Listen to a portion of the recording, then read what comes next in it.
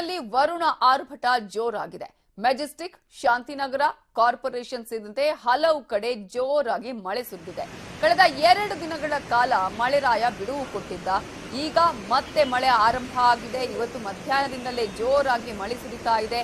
ಇನ್ನು ನಾಳೆ ನಾಡಿದ್ದು 2 ದಿನ ಯೆಲ್ಲೋ ಅಲರ್ಟ್ ಅನ್ನ ಘೋಷಣೆ ಮಾಡಿದೆ ಹವಾಮಾನ ಇಲಾಖೆ. ಮಾಗಡಿ ರಸ್ತೆಯ ಚಿಕ್ಕಗೊಲ್ಲರಹಟ್ಟಿಯಲ್ಲಿ ಮಳೆಯ ಅವಾಂತರಗಳು ಕೂಡ ಆಗಿರೋದು ಮಾಹಿತಿಗಳು ಲಭ್ಯವಾಗ್ತಾ ಇದೆ. ವರುಣನ ಆರ್ಭಟ ಮತ್ತೆ ಈಗ ಜೋರಾಗಿದೆ. ಬೆಂಗಳೂರಿನಲ್ಲಿ ಎಲ್ಲೆಲ್ಲಿ ಮಳೆ ಬಂದಿದೆ ಅಂತ ನೋಡೋದಾದ್ರೆ ನಗರದ ಹಲವು ಕಡೆಗಳಲ್ಲಿ ಮಳೆಯಾಗಿದೆ. ಮೆಜೆಸ್ಟಿಕ್, ಶಾಂತಿನಗರ, ಕಾರ್ಪೊರೇಷನ್ ಸರ್ಕಲ್ ಹೀಗೆ ಬೇರೆ ಬೇರೆ ಕಡೆಗಳಲ್ಲಿ ಮಳೆಯಿಂದಾಗಿ ಜನ ಸಂಕಷ್ಟ ಅನುಭವಿಸ್ತಾ ಇದ್ದಾರೆ. ವಾಹನ ಸವಾರರು ಸಾಕಷ್ಟು ಸಂಕಷ್ಟವನ್ನ ಅನುಭವಿಸ್ತಾ ಇದ್ದಾರೆ. ಈಗ ಜೋರಾದಂತಹ ಮಳೆಯಿಂದಾಗಿ ಅನೇಕ ಅವಾಂತರಗಳು ಆಗಿರುವಂತಹ ಮಾಹಿತಿಗಳು ಕೂಡ ಲಭ್ಯ ಆಗ್ತಾ ಇದೆ. ಈ ಹಿನ್ನೆಲೆಯಲ್ಲಿ ನಾಳೆ ಮತ್ತು ನಾಡಿದ್ದು 2 ದಿನಗಳ ಕಾಲ ಯೆಲ್ಲೋ ಅಲರ್ಟ್ ಅನ್ನ ಹವಾಮಾನ ಇಲಾಖೆ ಈಗಾಗಲೇ ಘೋಷಣೆ ಮಾಡಿದೆ. ಎಲ್ಲರೂ ಮುನ್ನೆಚ್ಚರಿಕಾ ಕ್ರಮಗಳನ್ನು ತೆಗೆದುಕೊಳ್ಳಬೇಕು ಅನ್ನುವಂತಹ ಮಾಹಿತಿಯನ್ನು ಕೂಡ ಹವಾಮಾನ ಇಲಾಖೆ ಕೊಟ್ಟಿದೆ. ಯಾರು ಕೂಡ ಹೊರಗೆ ಹೋಗುವ ಸಂದರ್ಭದಲ್ಲಿ ಸಾಕಷ್ಟು ಎಚ್ಚರಿಕೆಯನ್ನು ವಹಿಸಿಕೊಂಡು ಹೋಗಬೇಕಾಗತ್ತೆ ಅನ್ನುವಂತಹ ಒಂದು ಮುನ್ನೆಚ್ಚರಿಕಾ ಕ್ರಮಗಳನ್ನು ತೆಗೆದುಕೊಂಡು ಹೋಗಿ ಅನ್ನೋದ್ರ ಜೊತೆಗೆ ಈಗಾಗಲೇ ಮಳೆಗಾಲದಂತಹ ಸಂದರ್ಭದಲ್ಲಿ ಯಾವ ರೀತಿಯ ಪರಿಸ್ಥಿತಿ ಇರುತ್ತೆ ಬೆಂಗಳೂರಲ್ಲಿ ಅನ್ನೋದನ್ನ ನಾವು ನೋಡಿದ್ದೀವಿ. ಹಾಗಾಗಿ ಬಿಬಿಎಂಪಿ ಕೂಡ ಇದರ ಕಡೆ ಹೆಚ್ಚಿನ ಎಚ್ಚರಿಕೆಯನ್ನು ವಹಿಸಬೇಕಾಗತ್ತೆ. ಶಿವಾನಂದ ಸರ್ಕಲ್ ಅಂಡರ್ ಪಾಸ್ ನಲ್ಲಿ ನೀರು ನಿಂತಿದೆ. ಅಂಡರ್ ಪಾಸ್ ನಲ್ಲಿ 108 ಆಂಬ್ಯುಲೆನ್ಸ್ ಪರದಾಡಿರುವ ಘಟನೆ ಕೂಡ ನಡೆದಿದ್ದು ಸಂಪೂರ್ಣವಾಗಿ ಮುಳುಗಡೆ ಆಗಿದೆ. ಅಂಡರ್ ಪಾಸ್ ದೃಶ್ಯಗಳಲ್ಲೂ ಕೂಡ ನೀವು ಗಮನಿಸ್ತಾ ಇದ್ದೀರಾ. ಅಂಡರ್ ಪಾಸ್ ದಾಟೋದಕ್ಕೆ ವಾಹನ ಸವಾರರು ಕೂಡ ಅಲ್ಲಿ ಪರದಾಟವನ್ನ ಮಾಡಬೇಕಾದಂತಹ ಪರಿಸ್ಥಿತಿ ನಿರ್ಮಾಣ ಆಗಿದೆ. ನೀರಿನಲ್ಲಿ ಸಿಲುಕಿ ಆಂಬ್ಯುಲೆನ್ಸ್ ಪರದಾಟವನ್ನ ಮಾಡಿರುವಂತಹ ದೃಶ್ಯವನ್ನು ಕೂಡ ನೀವು ಗಮನಿಸ್ತಾ ಇದ್ದೀರಾ. ಮಳೆಯ ನೀರಿನಲ್ಲಿ ಆಂಬ್ಯುಲೆನ್ಸ್ ಸಿಲುಕಿ ಅಲ್ಲಿ ವಾಹನ ಅಂದ್ರೆ ಆಂಬ್ಯುಲೆನ್ಸ್ 108 ವಾಹನ ಹೋಗೋದಿಕ್ಕೂ ಕೂಡ ಕಷ್ಟ ಆಗಿತ್ತು. ಯಾಕಂದ್ರೆ ತುರ್ತು ಪರಿಸ್ಥಿತಿ ಇರುತ್ತೆ ಅಲ್ಲಿ, ರೋಗಿಗಳಿಗೆ ಎಮರ್ಜೆನ್ಸಿ ಆದಂತಹ ಟ್ರೀಟ್ಮೆಂಟ್ ಬೇಕಾದಂತಹ ಸಂದರ್ಭದಲ್ಲಿ ಈ ರೀತಿಯಾದಂತಹ ಪರಿಸ್ಥಿತಿ ಆದ್ರೆ ಏನ್ ಮಾಡಬೇಕು ಅನ್ನುವಂತ ಪ್ರಶ್ನೆ. ಆಲ್ರೆಡಿ ಈಗ ಅಂಡರ್ ಪಾಸ್ ವಿಚಾರಕ್ಕೆ ಸಂಬಂಧಪಟ್ಟ ಹಾಗೆ ಈಗ ಮೀಟಿಂಗ್ಗಳ ಮೇಲೆ ಮೀಟಿಂಗ್ಗಳನ್ನ ಮಾಡಲಾಗಿದೆ. ರಾಜಕಾಲುವೆ ಒತ್ತುವರಿಯ ವಿಚಾರ ಆಗಿರ್ಬೋದು, ಉಳಿಸುವಂತಹ ವಿಚಾರ ಆಗಿರ್ಬೋದು. ಜೊತೆಗೆ ನಿನ್ನೆ ಕೂಡ ಡಿ.ಕೆ. ಶಿವಕುಮಾರ್ ಇದೇ ವಿಚಾರಕ್ಕೆ ಸಂಬಂಧಪಟ್ಟಂತೆ ಅಧಿಕಾರಿಗಳ ಮೀಟಿಂಗ್ ಅನ್ನ ಮಾಡಿದ್ದಾರೆ. ಶೇಷಾದ್ರಿಪುರಂ ರೈಲ್ವೆ ಅಂಡರ್ ಪಾಸ್ ಅಂತೂ ಜಲಾವೃತ ಆಗಿದೆ. ಶಿವಾನಂದ ಸರ್ಕಲ್ ಬಳಿರುವ ರೈಲ್ವೆ ಅಂಡರ್ ಪಾಸ್ ಕಂಪ್ಲೀಟ್ ಆಗಿ ನೀರಿನಿಂದ ಆವೃತ ಆಗಿದ್ದು ಅಂಡರ್ ಪಾಸ್ ನ ಒಂದು ಬದಿಯನ್ನ ಬ್ಯಾರಿಕೇಡ್ ಹಾಕಿ ರಸ್ತೆಯನ್ನ ಬ್ಲಾಕ್ ಮಾಡಿದ್ದಾರೆ ಪೊಲೀಸರು. ಸುಮಾರು 2 ಅಡಿ ನೀರು ಅಂಡರ್ ಪಾಸ್ ನಲ್ಲಿ ನಿಂತಿದೆ ಅನ್ನುವ ಮಾಹಿತಿ ಕೂಡ ಲಭ್ಯ ಆಗ್ತಾ ಇದೆ. ಇದರ ಬಗ್ಗೆ ಮಾಹಿತಿ ಕೊಟ್ಟಿದ್ದಾರೆ ನಮ್ಮ ರಿಪೋರ್ಟರ್ ಮುನಿರಾಜು. ಬೆಂಗಳೂರಿನಲ್ಲಿ ಮಠ ಮಧ್ಯಾಹ್ನವೇ ಧಾರಾಕಾರ ಮಳೆ ಸುರಿದಿರುವಂತದ್ದು. ಆ ಒಂದು ಮಳೆಯಿಂದಾಗಿ ಈಗ ಬೆಂಗಳೂರಿನ ಕೆಲವೆಡೆ ನೀರು ಸಹ ಒಂದು ತಗ್ಗು ಪ್ರದೇಶಗಳಿಗೆ ನುಗ್ತಾ ಇದೆ. ಈಗ ನಾವೇನ್ ನೋಡ್ತಾ ಇದ್ವಿ, ಇದು ಬೆಂಗಳೂರಿನ ಏನು ಶಿವಾನಂದ ಸರ್ಕಲ್ ಬಳಿ ಇರುವಂತಹ ಒಂದು ರೈಲ್ವೆ ಅಂಡರ್ ಪಾಸ್. ಇದು ಈ ಒಂದು ಅಂಡರ್ ಪಾಸ್ ನಲ್ಲಿ ಈಗಾಗಲೇ ಸುಮಾರು 1.5 ಅಡಿಯಷ್ಟು ನೀರು ತುಂಬಿಕೊಂಡಿರೋದ್ರಿಂದ ವಾಹನ ಸಂಚಾರ ಸಂಪೂರ್ಣವಾಗಿ ಅಸ್ತವ್ಯಸ್ತ ಆಗಿದೆ. ನಾವೀಗೇನ್ ನೋಡ್ತಾ ಇದ್ವಿ, ಈ ಒಂದು ಭಾಗದಲ್ಲಿ ನೋಡಬಹುದು ಏನು ಈ ಒಂದು ಅಂಡರ್ ಪಾಸ್ ನ 2 ಕಡೆ ನೀರು ಭಾರಿ ಪ್ರಮಾಣದಲ್ಲಿ ಸಂಗ್ರಹ ಆಗಿದೆ.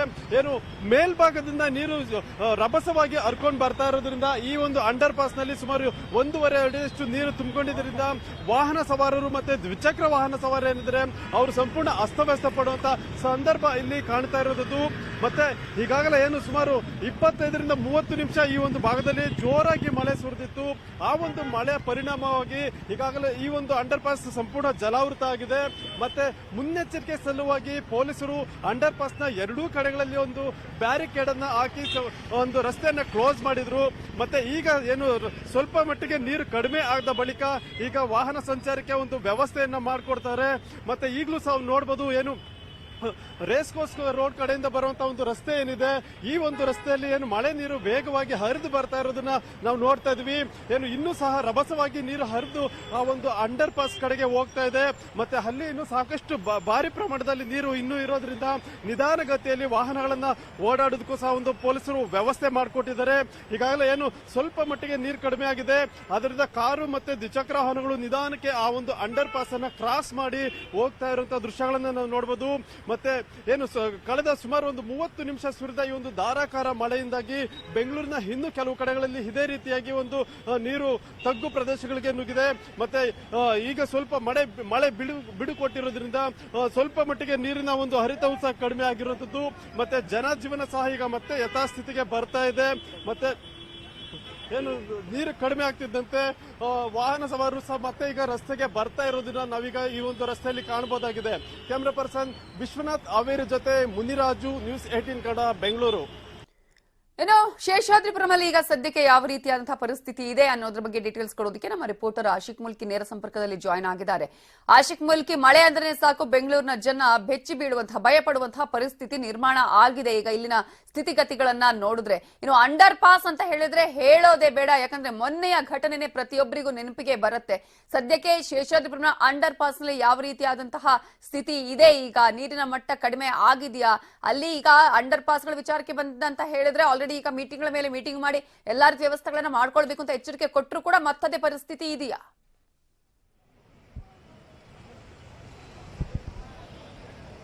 ನವಿತಾ, ಸದ್ಯಕ್ಕೆ ಶೇಷಾದ್ರಿಪುರಂ ರೈಲ್ವೆ ಅಂಡರ್ ಪಾಸ್ ಏನಿದೆ ಅಲ್ಲಿನ ಸಂಪೂರ್ಣ ನೀರು ಕೂಡ ತೆರವಾಗಿದೆ. ಆದರೆ ಅದರದೇ ಪಕ್ಕದಲ್ಲಿ ಇರುವಂತಹ ಮತ್ತೊಂದು ಯಮುನಾಬಾಯಿ ರಸ್ತೆ ಏನಿದೆ ಅದು ಸಂಪೂರ್ಣವಾಗಿ ಜಲಾವೃತಗೊಂಡು ಈ ರೀತಿ ಅಂದರೆ ಕೆರೆಯಂತಾಗಿರುವಂತಹ ಪರಿಸ್ಥಿತಿಯಲ್ಲಿ ಇರುವಂಥದ್ದು ದೃಶ್ಯಗಳಲ್ಲೂ ಕೂಡ ನಾವು ನೋಡ್ತಾ ಹೋಗ್ಬೋದು. ಏನು ಈಗ ಸ್ವಲ್ಪ ಹೊತ್ತು ಮುಂಚೆ ಬಿದ್ದಂಥ ಮಹಾಮಳೆಗೆ ಸಂಪೂರ್ಣವಾಗಿ ಈ ಒಂದು ಶೇಷಾದ್ರಿಪುರಂನ ಯಮುನಾಬಾಯಿ ರಸ್ತೆ ಜಲಾವೃತಗೊಂಡು ಇದೀಗ ಇಲ್ಲಿನ ನೀರನ್ನು ತೆರವು ಮಾಡೋದಕ್ಕೆ BBMP ಸಿಬ್ಬಂದಿಗಳು ಕೆಲಸವನ್ನು ಕೂಡ ಮಾಡ್ತಾ ಇರುವಂಥದ್ದು. ಪ್ರಮುಖವಾಗಿ ಈ ಒಂದು ರಸ್ತೆ ಏನಿದೆ, ಈ ರಸ್ತೆಯ ಎರಡೂ ಬದಿಯಲ್ಲಿರುವಂತಹ ಡ್ರೈನೇಜ್ಗಳೇನಿದೆ, ಈ ಡ್ರೈನೇಜ್ ಸಂಪೂರ್ಣವಾಗಿ ಏನು ಕಸ ಕಡ್ಡಿ ಮತ್ತೆ ಕೊಳಚೆಯಿಂದ ತುಂಬಿ ಹೋಗಿರುವಂಥದ್ದು. ಈ ನೆಲೆಯಲ್ಲಿ ಇಲ್ಲಿ ಪ್ರತಿ ಬಾರಿ ಮಳೆ ಬಿದ್ದಾಗಲೂ ಈ ರೀತಿಯಾಗಿರುವಂತಹ ಒಂದು ಸನ್ನಿವೇಶ ನಿರ್ಮಾಣ ಆಗುತ್ತೆ.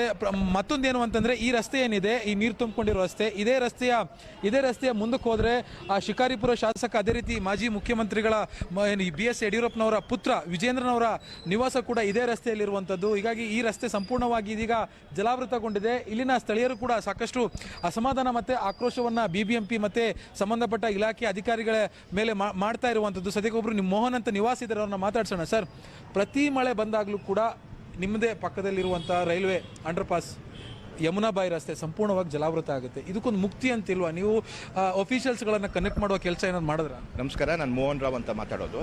ಇಲ್ಲಿ ಏನು ಅಂಥದ್ದೇನು ದೊಡ್ಡದೇನಾಗಿಲ್ಲ. ಇಂಜಿನಿಯರ್ಸ್ ಇದ್ದಾರಲ್ಲ, BWSSP ಮತ್ತು BBMP ಇಂಜಿನಿಯರ್ಸ್ ಕೋಆರ್ಡಿನೇಟ್ ಮಾಡಬೇಕು. ಸ್ಟ್ರಾಂಗ್ ವಾಟರ್ ಡ್ರೈನೇಜ್ ಮಾಡಿರೋದು BBMP ಅವರು ಮಾಡಿರೋದು. ಇದ್ರ ಪಕ್ಕದಲ್ಲಿ ಒಂದು ಟೆರೆಸ್ಟ್ರಿ ನಾಳ ಹರಿಯುತ್ತೆ. ಈ ಡ್ರೈನೇಜ್ ಸಿಸ್ಟಮ್ ಹೋಗೋಕ್ಕೆ ಪ್ರೈಮರಿ, ಸೆಕೆಂಡ್ರಿ ಆ್ಯಂಡ್ ಟೆರೆಸ್ಟ್ರಿ ಅಂತ 3 ನಾಳ ಇರುತ್ತೆ. ಟೆರೆಸ್ಟ್ರಿ ಇಲ್ಲಿ ಹರಿಯುತ್ತೆ.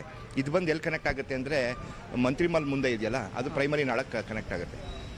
ಹಿಂದೆ ಕಿನೋಟಾಕಿಸ್ ಕೆಳಗಡೆ ಇದ್ದಾಗ ತುಂಬ ನೀರು ನಿಲ್ತಿತ್ತು, ಅದಕ್ಕೇನು ಮಾಡೋದು, ದೊಡ್ಡ ಪೈಪ್ ಹಾಕಿ ತೊಗೊಂಡೋದ್ರು. ಇದು ಸಣ್ಣದು ಒಂದು 20 ನಿಮಿಷದ ನೀರಿಗೆ ನಮಗೇನಾಗಿದೆ ಅಂದರೆ ಯಮುನಾಬಾಯಿ ರೋಡ್ ಪೂರ್ತಿ ಇನಂಡೇಟ್ ಆಗಿದೆ. ಜೊತೆಗೇನಾಗಿದೆ, ಅಲ್ಲಿ ನೋಡಿ ಆ ಕಡೆ ಇರೋ ಒಂದು ಮ್ಯಾನ್ ಹೋಲ್ ಒಳಗಡೆ ನೀರು ನುಗ್ಗಿ ಪಕ್ಕದಲ್ಲಿರೋವಂತಹ ಒಂದು ಹೋಟೆಲ್ ಒಳಗಡೆನೂ ಹೋಗಿದೆ. ಬಿಸ್ನೆಸ್ ಲಾಸ್ ಆಗಿದೆ. ಇದು ಏನು ಅಂದರೆ it's a common sense. Design engineers have to coordinate. ದಪ್ಪ ಪೈಪ್ ಹಾಕಬೇಕಾಗಿತ್ತು, ಡಯಾಮೀಟರ್ ಜಾಸ್ತಿ ಇರೋದು ಹಾಕಬೇಕಾಗಿತ್ತು. ಅಲ್ಲ, ಇಲ್ಲಿ BBMP ಅಫಿಷಿಯಲ್ಸ್ ಈಗ ಇಷ್ಟ ಆಯ್ತಲ್ವ, ಈಗ ಬಂದದನ್ನು ತೆರವು ಮಾಡ್ತಿದ್ದಾರೆ, ಇದಕ್ಕೊಂದು ಪರ್ಮನೆಂಟ್ ಸೊಲ್ಯೂಷನ್ ಅಂತ ಏನು ಇಲ್ವಾ? ಅಲ್ಲ, ಪರ್ಮನೆಂಟ್ ಸೊಲ್ಯೂಷನ್ಗೆ ಕೇಳಬೇಕು ಅಂತ ನಾವು ಲಾಸ್ಟ್ ಟೈಮ್ ಹೇಳಿದ್ವಿ. ಇದು ನೋಡಿ, ಇಲ್ಲಿ ಫ್ಲೈಓವರ್ ಆಗಿದೆಯಲ್ಲ, ಇಲ್ಲಿ ಸ್ಟೀಲ್ ಗ್ರೇಟ್ ಸಪ್ರೇಟರ್ ಆಗಿದೆಯಲ್ಲ, ಈಗ ಮಳೆ ಬಂದರೆ ಬರುತ್ತೆ, ಒಳ್ಳೆ ಜೋಗ ಜಲಪಾತದ ಥರ ಬರುತ್ತೆ ನೀರು. ಯಾಕೆಂದರೆ ಮುಂಚೆ ಆದರೆ 2-3 ರೋಡ್ಗಳಿಗೆ ಹೊರಟೋಗ್ತಾ ಇತ್ತು, ಎಲ್ಲ ಬಂದು ಇಲ್ಲೇ ನಿಲ್ತಾ ಇದೆ. ಜೊತೆಗಿದ್ದಲ್ದೆ ಅಂಡರ್ ಪಾಸ್ ಇದೆಯಲ್ಲ, ರೈಲ್ವೆ ಅಂಡರ್ ಪಾಸು, ಅಲ್ಲೂ ಬೇರೆ ತುಂಬ ನೀರು ನಿಲ್ಲುತ್ತೆ. ಒಂದು ಸ್ವಲ್ಪ ದಿನದಿಂದ ಟಾರ್ಗಳೆಲ್ಲ ಕೆತ್ಕೊಂಡು ಬಂದು ನಿಂತ್ಕೋತಾ ಇತ್ತು. ಇವಾಗೇನೋ ಡಾಂಬರ್ ಕರೆಕ್ಟಾಗಿ ಮಾಡಿದ್ದಾರೆ. ಸೊ ನಾವು ಹೇಳಿದ್ದೀವಿ, ಅವ್ರೇನು ಹೇಳಿದ್ರು ಎಲೆಕ್ಷನ್ ಆಗಬೇಕು, ಆಮೇಲೆ ಎಲೆಕ್ಷನ್ ಟೈಮ್ ಇದೆ, ಬಜೆಟಿಂಗು ಇವೆಲ್ಲ ಪ್ರಾಬ್ಲಮ್ ಆಗುತ್ತೆ ಅಂತ ಹೇಳಿದ್ರಿಂದ ನಾವೇನು ಮಾಡೋಕ್ಕಾಗಲಿಲ್ಲ. ನವಿತಾ, ಇದು ಇಲ್ಲಿನ ಸ್ಥಳೀಯರು ಹೇಳ್ತಾ ಇರುವಂಥದ್ದು.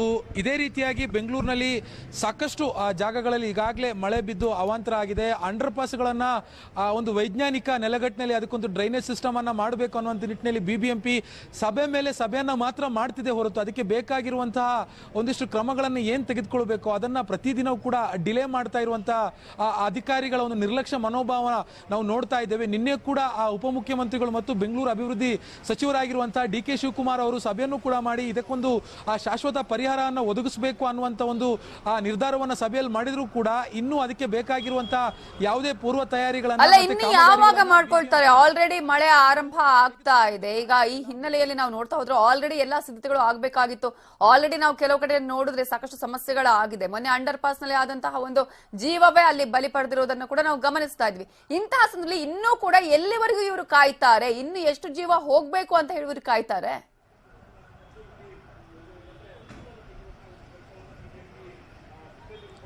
ನವಿತಾ, ಬಿಬಿಎಂಪಿ ಅಧಿಕಾರಿಗಳ ಕಾರ್ಯವೈಖರಿ ಏನಿದೆ ಇದಕ್ಕೆ ಒಂದು ತಾಜಾ ಉದಾಹರಣೆ ಏನು ಅಂತಂದ್ರೆ 2022 ಅಂದ್ರೆ ಕಳೆದ ವರ್ಷ ಮಳೆ ಬಂದು ಯಾವ ರೀತಿಯಾಗಿರುವಂತಹ ಅವಾಂತರ ದುರಂತಗಳು ಬೆಂಗಳೂರಿನಲ್ಲಿ ಸಂಭವಿಸ್ತು ಅನ್ನೋದನ್ನ ಇಡೀ ಜಗತ್ತೇ ನೋಡಿದೆ. ಅಂತಾರಾಷ್ಟ್ರೀಯ ಮಟ್ಟದಲ್ಲಿ ಬೆಂಗಳೂರಿನಲ್ಲಿ ಮಳೆಯಿಂದ ಆಗಿರುವಂತಹ ಅವಾಂತರಗಳಿಗೆ ಬೆಂಗಳೂರಿನ ಮಾನ ಹರಾಜಾಗಿತ್ತು. ಹಾಗಿದ್ರೂ ಕೂಡ ರಾಜಕಾಲುವೆ ಒತ್ತುವರಿಯನ್ನ ಪ್ರಾಪರ್ ಆಗಿ ಸಮರ್ಪಕವಾಗಿ ಇದುವರೆಗೂ ಕೂಡ ಬಿಬಿಎಂಪಿ ಅಧಿಕಾರಿಗಳು ಮಾಡಿಲ್ಲ. ಈಗ ಅಂಡರ್ ಪಾಸ್ ನಲ್ಲಿ ಮೊನ್ನೆ ಕಳೆದ ಶನಿವಾರ ಏನು ಒಂದು 21 ವರ್ಷದ ಭಾನುರೇಖಾ ಅನ್ನುವಂತ ಒಂದು ಹುಡುಗಿ ಸಿಲುಕಿ ಸಾವನ್ನಪ್ಪಿದ್ಲು.